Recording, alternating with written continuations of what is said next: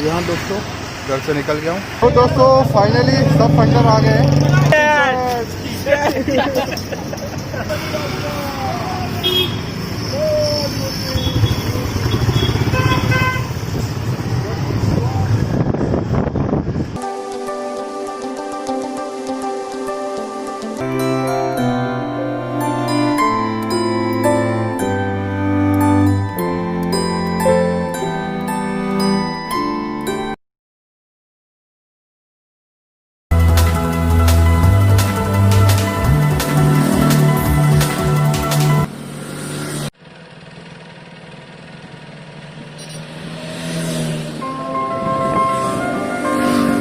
तो दोस्तों फाइनली हम लोग पहुँच गए हैं जुन्नर।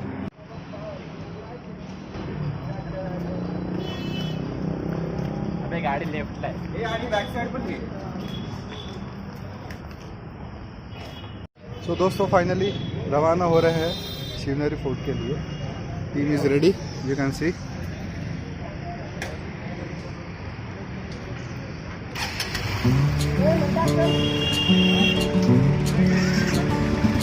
किरण शेठ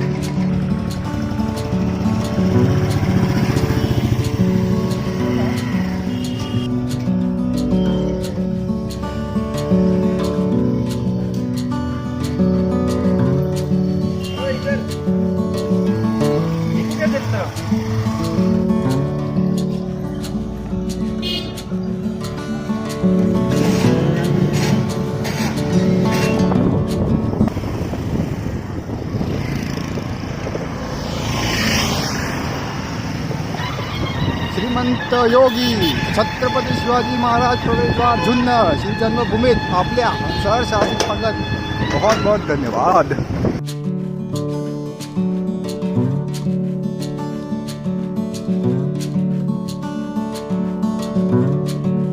दिख रहा होगा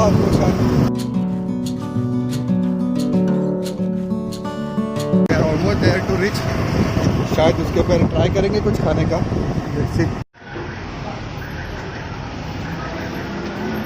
सोचा थोड़ा खा लेते हैं गाइस, सुबह से कुछ खाया नहीं। सुबह 7 बजे से घर से निकला है। Hotel Poonam veg restaurant. जय शिवाजी।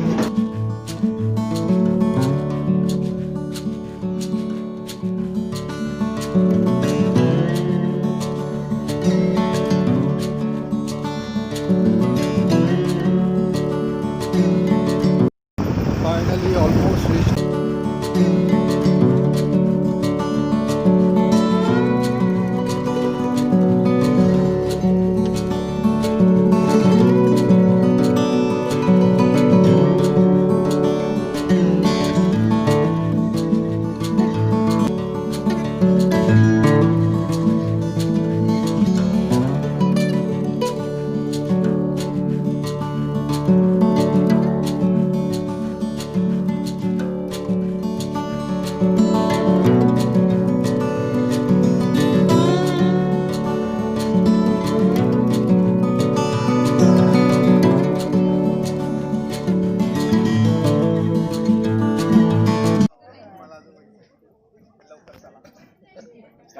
छत्रपती शिवाजी महाराज के जय।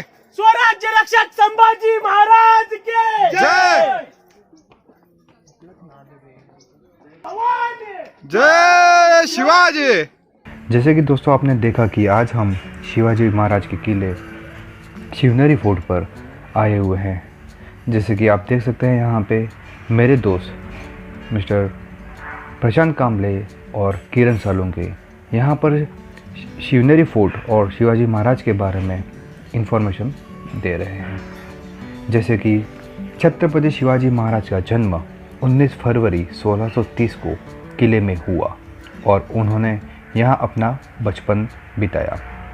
इस किले में उन्होंने महान राजा के गुणों और साम्राज्य का निर्माण करने के लिए आवश्यक रणनीतियाँ सीखी।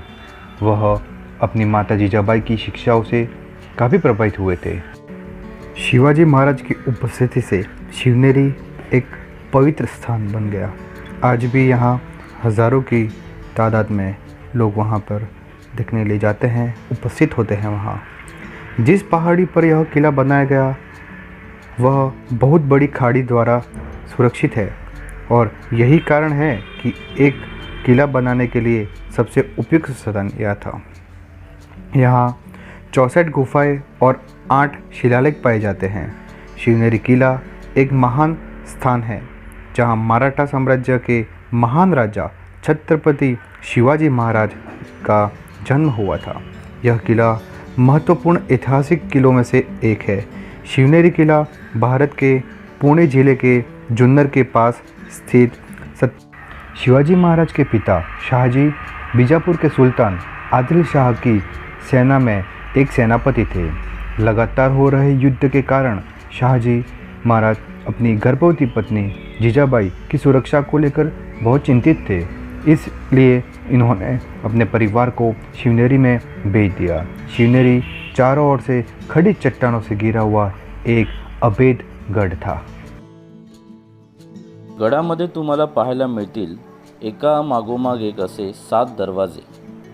सर्वप्रथम महादरवाजा, दुसरा परवानगीचा दरवाजा, तिसरा हत्ती दरवाजा, चौथा पीर दरवाजा, 5वा शिपाई दरवाजा, 6वा फाटक दरवाजा आणि 7वा कुलाबकर दरवाजा।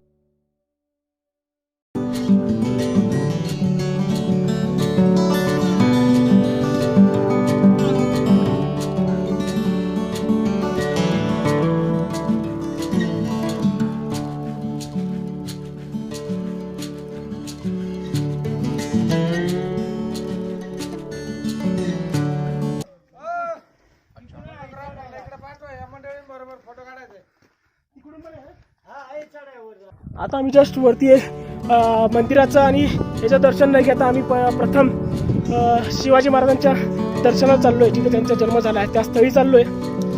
पाहण्यासाठी आमची टीम येते। काही गडावरील येणारे प्रेक्षक किंवा पर्यटक यांच्यामध्ये अतिउत्साह दिसतोय आणि त्यांनी काही फोटोग्राफ्स काढले आमच्यासोबत। खाली पोलिसांनीही काढली। घाटामध्ये तुम्हाला सांगितलं असेल त्या पद्धतीने काही पोलिसांनी आमचा सत्कारही केला, कारण आम्ही सेफ्टीच्या बाबतीत खूप आग्रही होतो। त्याच्यामुळे आम्ही डबल सीट येतानाही हेल्मेट घातलेलं। पुण्याच्या लोकांना कृपया विनंती आहे की तुम्ही हेल्मेट सक्ती ही तुमच्या भल्यासाठी आहे। यामार्फत आम्ही तुम्हाला विनंती करतोय की तुम्ही पण हेल्मेट सक्ती ही सक्ती म्हणजे तुमच्यावरती अन्याय किंवा तुमच्यावरती बोजा नाही आहे, तर हेल्मेट घाला हा फक्त जे सांगायचा कन्सेप्ट होता, बाकी काही नाही। तुमचे मित्र प्रसन्न कांबळे काही गडाबद्दल माहिती सांगतील। हत्ती गेट मित्रांनो, हत्ती गेट म्हणजे हत्ती दरवाजा। या दरवाजाचं वैशिष्ट्य म्हणजे हा गडाचा एक मेन दरवाजा आहे आणि हा तुम्ही बघत असाल, तिकडे दाखवा, तुम्ही बघत असाल तर हा 90 अंश कोणामध्ये बांधलेला आहे। हा 90 अंश कोणामध्ये बांधण्याचं कारण हेच की शत्रूला हा गेट दिसू नये, त्याच्यावरती कोणताही डायरेक्ट हल्ला होऊ नये, म्हणून हा आड बाजूला म्हणजे एक 90 अंश कोणामध्ये तो बांधलेला आहे, जेणेकरून शत्रूपासून गडाचं रक्षण होऊ दे किंवा मग आपले जे मावळे होते त्यांचं रक्षण होऊ दे, राजांचं रक्षण होऊ दे। हेच ते कारण हा दरवाजा 90 अंश कोणामध्ये बांधला गेलेला आहे आणि हा एकदम बलाढ्य असल्यामुळे ह्याला नाव दिलं गेलेलं आहे हत्ती दरवाजा। तर असा अजून आपल्याला पुढे पण भेटणार आहेत।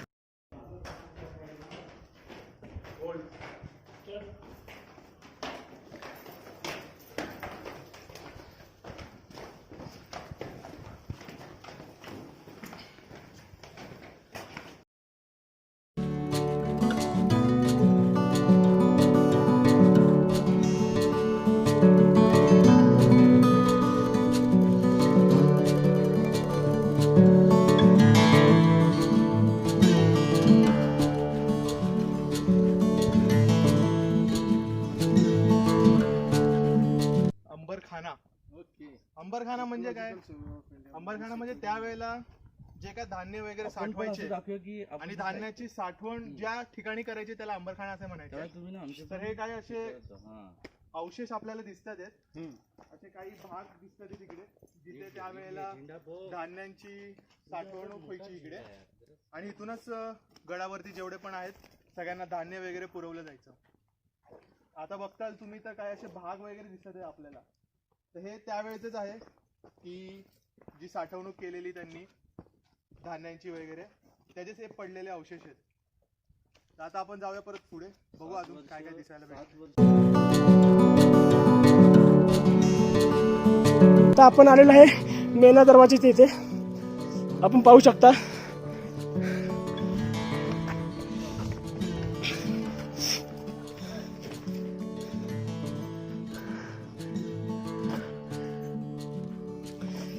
हाही किल्ला. याचं पुन्हा एकदा आपण पाहत असाल या किल्ल्याचे दरवाजे नवीन बांधलेले आहेत, जुने ते हे संपलेले आहेत. खरं सांगू का तुम्हाला, जे इथे आपल्या आई वडिलांनी नावं त्यांना दिलेली आहेत ते नाही त्या ठिकाणी प्रसिद्ध करण्याची घाणेरडी सवय जी असते ना त्यांची, ते इथं नावं लिहिलेली आहेत. तुम्ही पाहू शकता. म्हणजे आपल्या महाराष्ट्रामध्ये राजांबद्दल किती अस्मिता आणि काय आहे की त्यांच्या कडकिल्ल्यांवरती असे घाणेरड्या पद्धतीचे नावं लिहून स्वतःचा पुरस्कार करण्याचा प्रयत्न करतात. शिवाजी महाराज कुठे आणि आपण कुठे ह्याचा जरा अंदाज आपण घेतला पाहिजे. आपल्या निदान त्यांच्या पायाचे मातीचे पण लायकीचे नाही तुम्ही जे आहे घाणेरडे कृत्य केलेले. सो प्रत्येक वेळेस आम्ही कोणत्या गड किल्ल्यात जातो तिथे घाणेरड्या पद्धतीने स्वतःची नावं लिहिलेली असतात.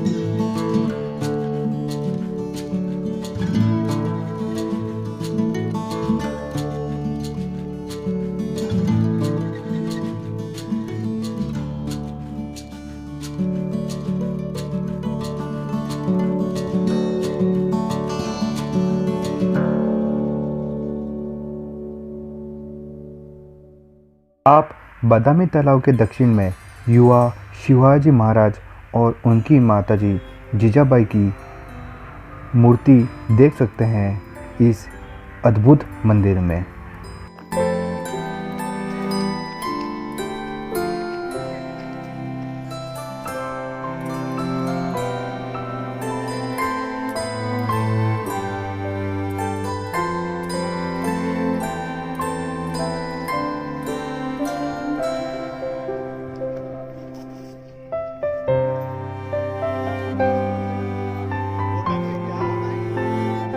हिंदुस्थानाचा आणि या हिंदूंचा राजा शिव छत्रपतींनी जन्म घेतला असेल कोणालाही वाटलं नव्हतं. आज माझा राजा जन्माला येऊन 350 वर्ष झाली, पण कोणाच्या मनामध्ये तीळ मात्र एकही क्षण किंवा एक तीळ मात्र प्रेम कुणाचं कमी झालं नाही राजांबद्दल. हेच माझ्या राजाचं खरं वैशिष्ट्य आहे. जगात कित्येक राज्य आले, कित्येक राजे गेले, पण माझा राजा फक्त आणि फक्त माझा राजाच राहिलेला आहे. त्यामुळे या जन्मस्थळी आणखीन एकदा ते घोषणा झालीच पाहिजे. छत्रपती शिवाजी महाराज के जय. स्वराज्य रक्षक संभाजी महाराज के जय. जिजाऊ साहेबांचा विजय असो.